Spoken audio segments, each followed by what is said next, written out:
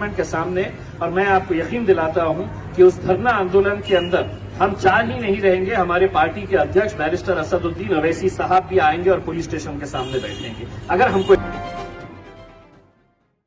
अगर विपक्ष के नेताओं को इसी तरह से झांसे में डालकर फंसाने की कोशिश करेगी, सत्ता का दुरुपयोग करेगी, तो हो सकता है कि कल हम में से कोई भी राजनीति के अंदर खड़े ही नहीं रह सकेगा।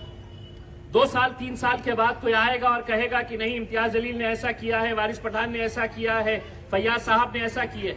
कहीं ना कहीं इन्वेस्टिगेशन होना चाहिए, कानून है और हम उस कानून के बारे में लोकसभा के अंदर भी अब ये आवाज उठाएंगे कि महिलाओं के ताल्लुक से यकीनन कानून सख्त होना चाहिए।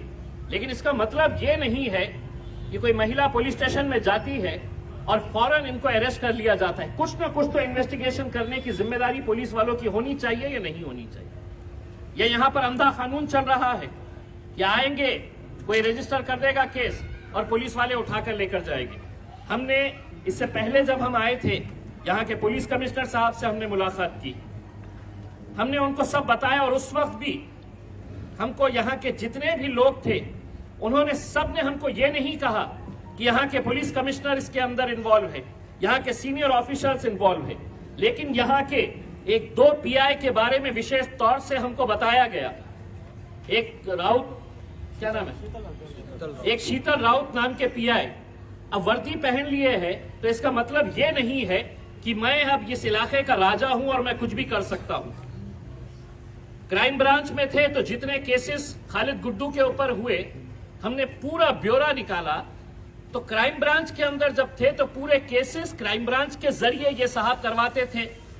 फिर ये साहब का ट्रांसफर हो गया है, आज 6-6.5 साल से यहीं पर है। आज किस पुलिस स्टेशन के अंदर है?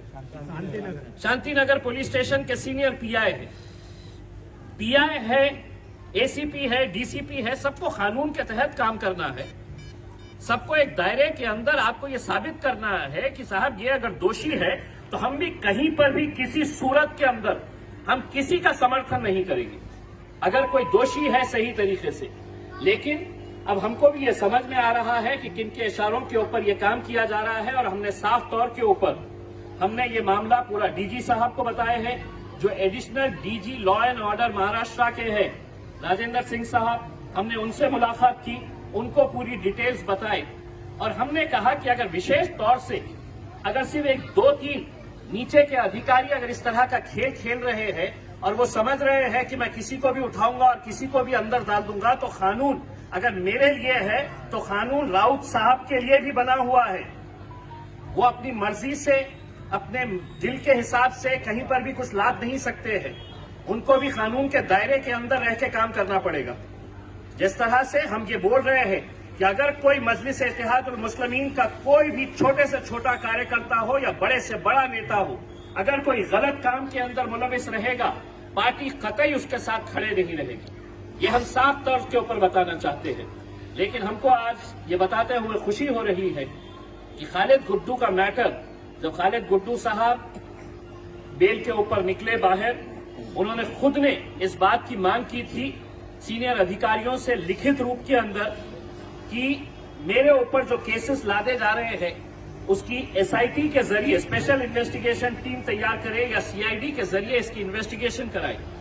साथ ही साथ खालिद गुड्डू के लेटर के बाद मैंने खुद खासदार की हैसियत से और महाराष्ट्र मजलिस इत्तेहादुल मुस्लिमीन के अध्यक्ष की हैसियत से मैंने भी पुलिस डिपार्टमेंट के तमाम वरिष्ठ अधिकारियों को ये लिखा था कि आप इसकी एक बड़े लेवल के ऊपर इंक्वायरी कराई जाए। आज हमको ये बताते हुए खुशी हो रही है कि हमें ये जानकारी दी गई है कि खालिद गुड्डू का पूरा मैटर अब महाराष्ट्र की सीआईडी क्राइम ब्रांच जो है वो करने जा रही है। ये केस उनके हवाले कर दिया गया है और वो ये इन्वेस्टिगेशन करेगी।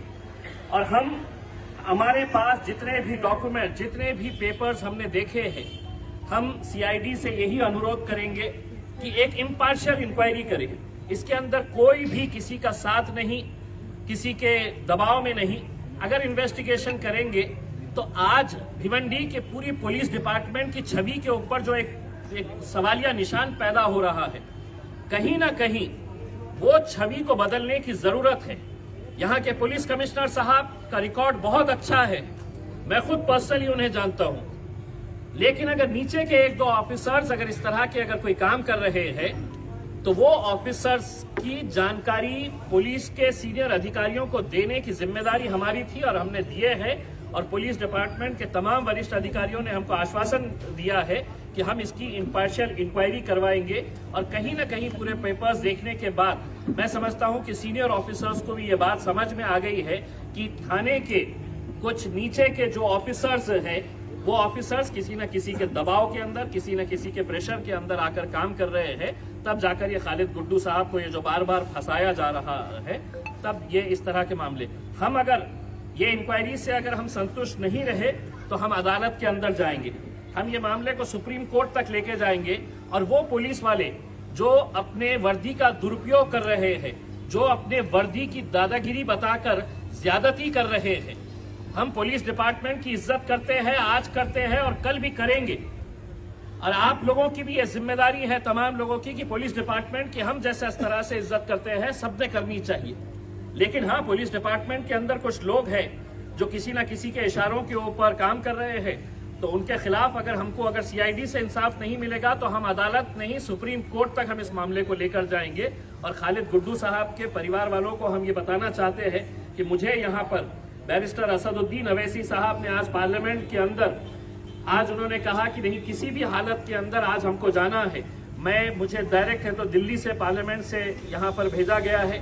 बराला साहब को कहा गया है कि आप भी हैदराबाद से यहाँ पर पहुंचिए और जितने भी जो नौजवान बच्चों को यहाँ पर अलग अलग मामलों के अंदर फंसाया गया, मैंने खुद ने डीजी साहब को आज ये बात कही कि कल अगर आप किसी केस के अंदर अरेस्ट करेंगे तो हो सकता है कि मेरे चाहने वाले 5-25 लोग वो भी अपनी नाराजगी का इजहार करेंगे। लेकिन जिन बच्चों के ऊपर ये केसेस लगाए गए थे वो इस तरह से भागते फिर रहे थे और इस तरह से उनके ऊपर दबाव डाला जा रहा था मानो उन्होंने कौन सा हत्या का गुनाह कर दिए है।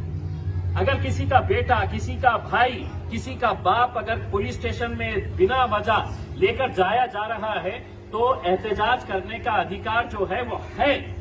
लेकिन आप अगर इस तरह से बच्चों के घरों में जाके, मुझे बताया गया है अभी किसी एक घर के अंदर जाके पुलिस वालों ने तो इतने दरवाजों को ठोके हैं कि वो दरवाजा तोड़कर उसके घर वालों को बाहर निकालने की बात की गई।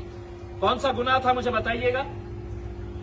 हम पुलिस डिपार्टमेंट के सीनियर अधिकारियों को ये कहना चाहते हैं कि चूंकि ये इंक्वायरी चल रही है इसलिए हम जो भी लोकतांत्रिक तरीके से हमारा डेमोक्रेटिक वे से हम जाकर हमारा जो प्रोटेस्ट था वो सीनियर अधिकारियों के सामने हमने रजिस्टर करवाए हैं। लेकिन अगर कहीं पर भी अगर ये मामला नहीं सुलझता है तो हम भिवंडी के अंदर एक बड़ा धरना आंदोलन करेंगे पुलिस डिपार्टमेंट के सामने। और मैं आपको यकीन दिलाता हूं कि उस धरना आंदोलन के अंदर हम 4 ही नहीं रहेंगे, हमारे पार्टी के अध्यक्ष बैरिस्टर असदुद्दीन अवैसी साहब भी आएंगे और पुलिस स्टेशन के सामने बैठेंगे अगर हमको इंसाफ नहीं मिलता है। अब आप लोग अगर कुछ सवाल है तो पूछ सकते हैं। सर, आगे चुनाव में आपकी क्या राय है? देखिए, चुनाव ये वो तो आते रहेंगे, जब चुनाव करीब आएगा उस वक्त आएंगे हम और पूरे उसके साथ लड़ेंगे। आप बेफिक्र रहिएगा इंशाल्लाह।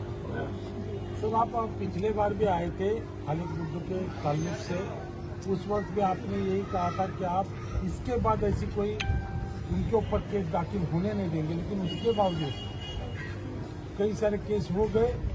ऐसे वक्त में जब आपके यहाँ के जो कार्यकर्ता है, यहाँ पर स्थानीय जो कार्यकर्ता है वो भी तितर बितर हो चुके हैं। सर, एक चीज मैं आपको बता दूं कि आप खुद सीक्वेंस ऑफ, आप लोग पत्रकार हैं, आप लोग अच्छी तरह से जानते हैं, समझते हैं कि जब एक बंदे के ऊपर लगातार है तो उसके ऊपर केसेस हो रहे हैं और उसको जमानत मिल जा रही है, बेल मिल जा रही है, फिर एक नया केस लादा जाता है उसके ऊपर। तो ये जो केस हुआ था, ये जो बलात्कार का जो मामला लाया गया है 2020 का मामला